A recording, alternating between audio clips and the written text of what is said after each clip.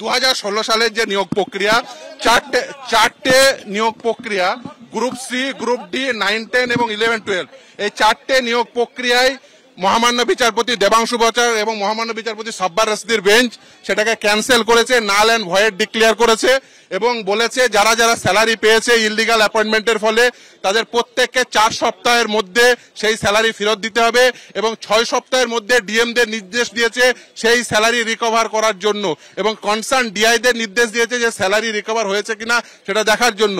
এবং এই মহামান্য বিচারপতি এই নির্দেশও দিয়েছেন এই যে ওএমআর শিট, যেটা এতদিন ধরে ওরা আর্গুমেন্ট করছিল যে 65B সার্টিফিকেটটা ভ্যালিড কি ভ্যালিড নয়, আজকে মহামান্য বিচারপতিদ্বয় এই নির্দেশ দিয়েছেন হ্যাঁ 65B যে সার্টিফিকেট দেওয়া হয়েছে সেটা এভিডেন্স অ্যাক্টে অ্যাডমিসেবল। তাই ওএমআর শিট ম্যানিপুলেশনের ফলে যারা চাকরি পেয়েছেন, প্যানেল এক্সপায়ার হওয়ার পরে যারা চাকরি পেয়েছেন, র্যাঙ্ক জাম্প করে যারা চাকরি পেয়েছেন এবং সর্বোপরি যে যারা নন লিস্টেড ক্যান্ডিডেট চাকরি পেয়েছেন প্রত্যেকের চাকরি ক্যান্সেল 4 সপ্তাহের মধ্যে। 25,000 চারটে নিয়োগ প্রক্রিয়া মিলে 25,753 জনকে অ্যাপয়েন্টমেন্ট লেটার ইস্যু করেছিল বোর্ড। সেই 25,753 জনেরই অ্যাপয়েন্টমেন্ট লেটার তাই সেগুলোকে সব ইনভ্যালিড করে দিয়েছে, সেগুলো বাতিল করে দিয়েছে এবং শুধুমাত্র সোমা দাস বলে একজন ক্যান্ডিডেট যে হিউম্যানিটেরিয়ান গ্রাউন্ডে চাকরি পেয়েছিল তারই শুধুমাত্র চাকরিটা আছে।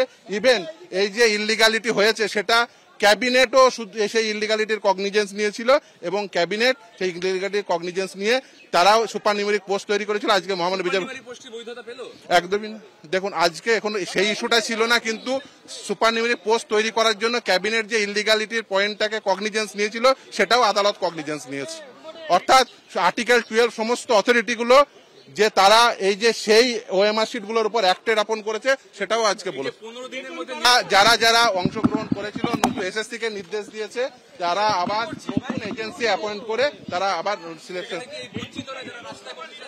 নিশ্চিতভাবে সেই জন্য এই লড়াইটাই বঞ্চিতদের এই চান্স দেওয়ার জন্য, তারা সুযোগ দেওয়ার জন্য এই লড়াই এবং তাই বঞ্চিতরা নিশ্চিতভাবে আশা করব না অবভিয়াসলি পূর্ববর্তী শূন্যপদ থাকবে।